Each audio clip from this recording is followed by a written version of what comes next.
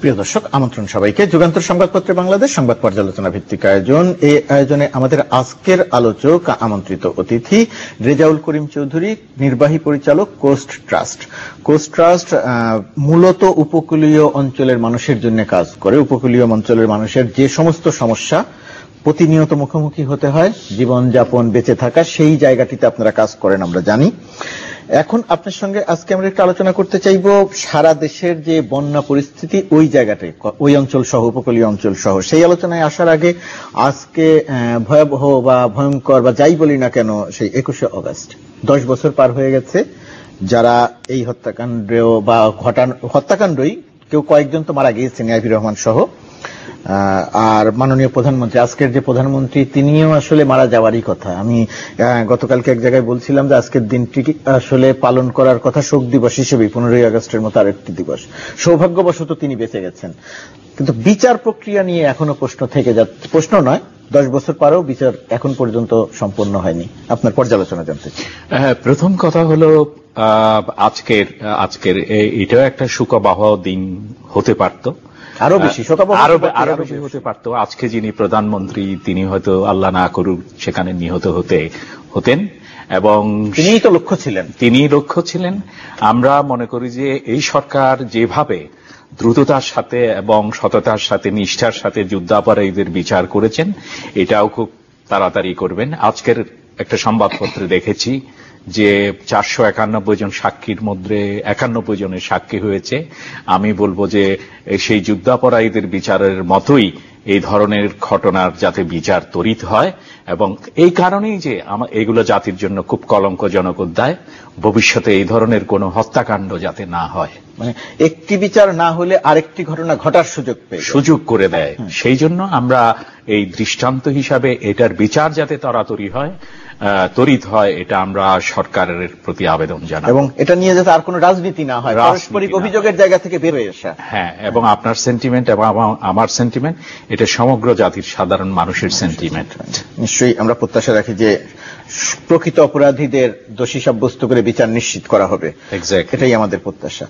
বন্যা পরিস্থিতির কথা বলছিলাম। সাধারণত বাংলাদেশে আমরা যেটা দেখি, বন্যা নিয়ম করেই আসে, প্রতি বছরই কম বেশি এরকম বন্যা হয়। বন্যা যখন শুরু হয়ে যায়, তখন আমরা সরকারের বা সংশ্লিষ্ট প্রশাসনের এক ধরনের তৎপরতা দেখি, আগের থেকে অধিকাংশ সময়ে প্রস্তুতি থাকে না। আপনারা যেহেতু সরাসরি কাজ করেন, আপনার অভিজ্ঞতা কি, এবারের প্রেক্ষিতে অভিজ্ঞতা কি? প্রথম সিচুয়েশনটা দিয়ে শুরু করে, অলরেডি ব্রহ্মপুত্র এবং যমুনার পানি বিপদসীমার উপর দিয়ে প্রবাহিত হচ্ছে, এবং কুড়িগ্রামের এবং বগুড়ার সমস্ত চরাঞ্চল, প্রায় 40টি চরাঞ্চল পানিতে প্লাবিত হয়ে গেছে। জামালপুর, সরিষাকান্দি, ইসলামগঞ্জ, এগুলোতে অলরেডি বন্যা আক্রান্ত হয়ে পড়েছে। বন্যা সতর্কতা কেন্দ্র খুব ভালোভাবে কাজ করছে, কিন্তু আমি বলবো যে ফিউচারের আলোকে আমাদের ভবিষ্যতে যে ক্লাইমেট চেঞ্জের পরিবর্তনের ফলে এই যে অতিবৃষ্টি, এবং বিশেষ করে এটা পত্রপত্রিকায়ও আসছে যে পানিগুলো আসছে, এই পানিগুলো অধিকাংশ ক্ষেত্রে ভারতের পাহাড়ি অঞ্চলের পানি। এগুলোর জন্য আমাদেরকে দীর্ঘমেয়াদী প্রস্তুতির প্রয়োজন। একদিকে ভারতের সাথে আমরা নেগোসিয়েশন করবই, কিন্তু আমাকে প্ল্যান বি নিয়ে আগাতে হবে, যে হয়তো ভারতকে আমি রাজি করাতে পারবো না, কারণ এখানে অনেক পলিটিক্যাল ফ্যাক্টর আছে। আমাকে মনে করতে হবে যে এর ফলে আরো ওয়ার্স সিচুয়েশন তৈরি হতে হবে, এবং হতে পারে, এবং সেই জন্য আমাদেরকে তৈরি থাকতে হবে। আর একটা বড় ব্যাপার হলো, এটা আমাদেরকে মাথায় রাখতে হবে, গ্রামাঞ্চল থেকে ঢাকার দিকে এবং শহরের দিকে মাইগ্রেশন কিন্তু বাড়ছে। এটা উপকূলীয় এলাকা থেকেও বাড়ছে, এবং এই বন্যাতাড়িত অঞ্চল থেকেও বাড়ছে। যেই একটু সমর্থ হচ্ছে, তার দৃষ্টি হচ্ছে নিকটবর্তী এবং ঢাকা শহরে আসা। এই পুল ফ্যাক্টরের কথা আমাদেরকে বিবেচনায় রেখে বলতে হবে, করতে হবে, ঢাকাও কি নিরাপদ? কারণ এখন যেটা হচ্ছে, নদীর পানি এবং ঢাকায় যে বৃষ্টির পানি, সেটা যদি এক হয়ে যায়, তাহলে আপনি ঢাকাকে তো আবার মাটি দিয়ে 10 ফিট উঁচু করতে পারবে না। যে ফোরকাস্টিং গুলো আসতেছে, কদিন আগে এই আপনার এডিবিও সেটা ফোরকাস্ট করলো, উন্নত দেশগুলো কিন্তু মিটিগেশন কমাচ্ছে না। তাহলে আমাদের শহরগুলোকে প্রথমত ড্রেনেজ সিস্টেম আধুনিক করতে হবে, উঁচু করতে হবে, প্লাস আমাদের সোয়ারেজ সিস্টেম এবং বিদ্যুৎ সিস্টেম এই শহরগুলোতে উন্নত করতে হবে, কারণ মানুষ কিন্তু এখানে ধেয়ে আসবে। যে ওই ধেয়ে আসার জায়গার আগে যে বন্যা পরিস্থিতির কথা আপনি যেটা সারা দেশের চিত্র দিলেন, উপকূল অঞ্চলের অবস্থা কি? প্রথমত উপকূল অঞ্চলে বৃষ্টির পানি জমে খুব একটা বন্যা তৈরি করতে পারে না। এবার যেটা হয়েছে ভয়াবহ, সেটা জোয়ারের সময়, পূর্ণিমার জোয়ারের সময়, অমাবস্যার জোয়ারের সময় কিন্তু পানি ওঠে নাই। পূর্ণিমার জোয়ারের সময় ভয়াবহ পানির প্লাবন হয়েছে সমস্ত উপকূলীয় এলাকাতে, এবং গত বছর ছিল এটা প্রায় 3 মিটারের মতো, এবার এটা 4 মিটারকেও ছড়িয়ে গেছে। এটা কি সেই সময় নাকি এখনো আছে সেটা? এবং পানিটা এখনো ওয়াটার স্ট্যাগনেট, ওয়াটারটা স্ট্যাগনেট হয়ে বসে আছে। এই কারণে বিশেষ কোন অঞ্চলের কথা বলছেন আপনি? উপকূল বলতে আমার এটা পুরো উপকূলীয় অঞ্চলের 24টা জেলাতেই হয়েছে, কিন্তু আমার অভিজ্ঞতা হলো মূলত কক্সবাজারের কুতুবদিয়ার এবং ভোলা অঞ্চলে। আমরা সেখানে 700 পরিবারকে খাদ্য সরবরাহ করেছি। আপনারা বলতে কোস্ট ট্রাস্টের পক্ষ থেকে? কোস্ট ট্রাস্টের পক্ষ থেকে। এবং বড় ব্যাপার হলো এবার স্থানীয় প্রশাসন সেখানে সাড়া দিয়েছেন। আনিসুল ইসলাম মাহমুদ সাহেব কক্সবাজারে কুতুবদিয়া পরিদর্শন করেছেন, আমাদের এমপি চেয়ারপারসনের আব্দুল্লাহ আল জ্যাকব সেখানে গেছেন। কিন্তু আমরা এটা সরকারকে গবেষণা করে দেখিয়েছি যে যদি আমি ভোলাকে যদি রক্ষা করতে চাই, মাত্র 6,500 কোটি টাকা দরকার, কি বলে আপনার কনক্রিট ব্লক দিয়ে। একইভাবে কক্সবাজারের কুতুবদিয়া সহ অন্য দ্বীপগুলোকে যদি আমি রক্ষা করতে চাই, 6,000 কোটি টাকার মতো দরকার। আমি মনে করি যে উপকূলটাকে রক্ষা করার প্রসঙ্গ আসছে কেন? কারণ দীর্ঘমেয়াদী ভিত্তিতে যদি আপনি মানুষকে ধারণা দিতে না পারেন যে এটাকে রক্ষা করা হচ্ছে, মানুষ কিন্তু ধেয়ে চলে আসবে। সেখানে কি রক্ষা করা বলতে ভেঙে যাচ্ছে বা ডুবে যাচ্ছে এরকম ব্যাপার হয়েছে? এক্স্যাক্টলি। জমি যাতে আমরা না হারাই, জোয়ারের পানি এখন কি আমরা হারাচ্ছি? জমি আমরা হারাচ্ছি প্রতি বছর। যে পরিমাণটা প্রতি বছর প্রায় আমরা 88,000 হেক্টরের মতো জমি হারাচ্ছি। শুধু নদী ভাঙন না, এখানে ইন্ডাস্ট্রিয়াল বিষয়, আরবানাইজেশনও জড়িত আছে। এই হিসাব যদি আপনি করতে যান, আপনি 90 বছর পরে আর কোনো জমি নাই। এখন পৃথিবীতে এমন অবস্থা তৈরি হবে, ইতিমধ্যে ফোরকাস্ট করা হয়েছে বাংলাদেশে খাদ্য উৎপাদন 23 থেকে 35% মতো কমে যাবে। এমন অবস্থা জমি না থাকার কারণে এমন অবস্থা হতে পারে, হবেই, যে 2088 সালে আমরা টাকা দিতে চেয়েছি, আমরা 4 লক্ষ টন গম আমরা পার্শ্ববর্তী দেশ থেকে পাই নাই। মানুষকে তো খাওয়াতে হবে, পকেটে ডলার থাকবে, কিন্তু আমি খাদ্য কিনতে পাবো না। সেই জন্য ফুড সিকিউরিটির প্রশ্নে আমার উপকূলীয় জমিগুলো রক্ষা করতেই হবে। এই যে আপনি জোয়ারের পানির কথা বললেন, এটা কি স্বাভাবিক প্রক্রিয়া নাকি সারা পৃথিবীতে যে আলোচনা জলবায়ু পরিবর্তন, এর কোনো প্রভাব পড়ছে? বা বাংলাদেশে এই সময়ে বৃষ্টি বা অন্যান্য জেলায় যে বন্যা, এ কি জলবায়ু পরিবর্তনের প্রভাব নাকি এটা স্বাভাবিক প্রক্রিয়া? আপনার এটা অবশ্যই জলবায়ু পরিবর্তনের প্রভাব, এবং পানির উচ্চতা বাড়ছে। এটা সুন্দরবন হিরন পয়েন্টে সাইন্টিফিক্যালি পানির উচ্চতা বাড়ছে এবং প্রতি বছরই বাড়ছে। আপনি যদি কুতুবদিয়া দ্বীপকে দেখেন, 1965-এ কুতুবদিয়া দ্বীপের আয়তন ছিল 65 স্কয়ার কিলোমিটারের, 65 স্কয়ার কিলোমিটারের মতো। এখন এটা 25 স্কয়ার কিলোমিটারে চলে আসছে।